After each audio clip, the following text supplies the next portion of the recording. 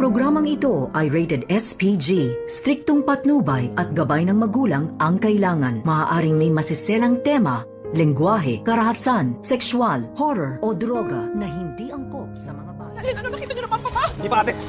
Hindi ko kayo mawala si Papa sa akin. Hindi!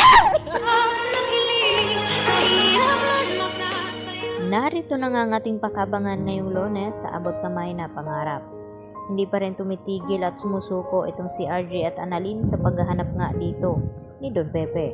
At kahit nahalughog na nga ng lahat ng basurahan, ay hindi pa rin nila nakita itong si Don Pepe. At dahil naalala dito ni Annalyn ang kanyang nakabangga na si Balahadja, dito nga tumatak sa kanyang isipan na may nakita nga siyang bitbit na basura. At dito naman na sinabi ni RJ na ang pinaglagyan niya ng pera ay trash bag at doon niya inilagay sa basurahan. At dito nga naalala ni Annalyn na yung kanyang nakabangga, yun nga ang kidnappers na yon. At dito rin nabanggit dito nila Nurse Karen at Ivan ang tungkol sa disguise dito ni Moira at ipinaliwanag kung ano nga ang itsura nito. At hindi pa rin sila tumitigil sa kakahanap hanggang sa nakita din dito ni Regan na ang mukha dito ni Moira na kayo na nag-disguise nga ito, kaya walang duda na iisipin nila ni Annalyn na naisahan nga sila dito ni Moira at magkasabwat itong si Balahadja at tungang si Moira na kunin nga ang pera at hindi totoo na inilagay nga nila itong si Don Pepe sa loob ng basurahan. Hanggang sa dumating itong si Giselle at nagtanong dito kina Annalyn at RJ kung nakita na ba daw ang papa, at ang sagot naman ni RJ na hindi pa rin, hanggang sa umiyak ng husto itong si Giselle at hanggang sa hindi niya nakayanan ay nahimatay ito. At awang-awa naman itong si Annalyn dito sa kanyang tita Giselle.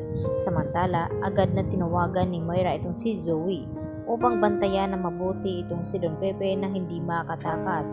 At kung magtangka man itong tatakas, huwag mag-atubili itong si Zoe na paslangin ito at barilin. Subalit sinabi ni Zoe kay Moira na hindi siya kagaya nito na handang pumatay ng tao.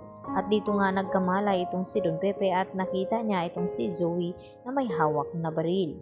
Ano nga ba ang posibleng gawin ni Don Pepe? Magmamakaawa nga ba siya nito kay Zoe upang pakawalan siya?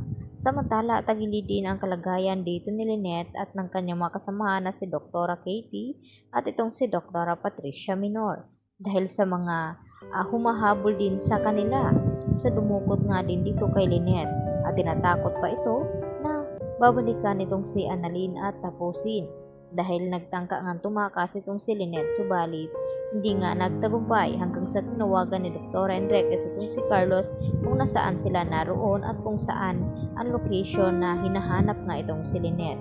Dahil nasa critical din ang sitwasyon na ito dahil hindi nga ito titigilan ng mga tao ni Balahadja hanggang hindi ito mapaslang dahil namukhaan na nga ni Lynette ang mukha nito. Kaya hindi papayag na hindi nila ito mapaslang itong si Lynette, baka sila ang balikan at maikulong. Kaya ang ginawa dito ni Lynette ay nakipagtaguan siya dito sa humahabol sa kanya. At ang hawak lamang ni Lynette ay isang ballpen. Ano nga ba ang laban ng isang ballpen dito sa hawak na baril ng mga masasamang tao?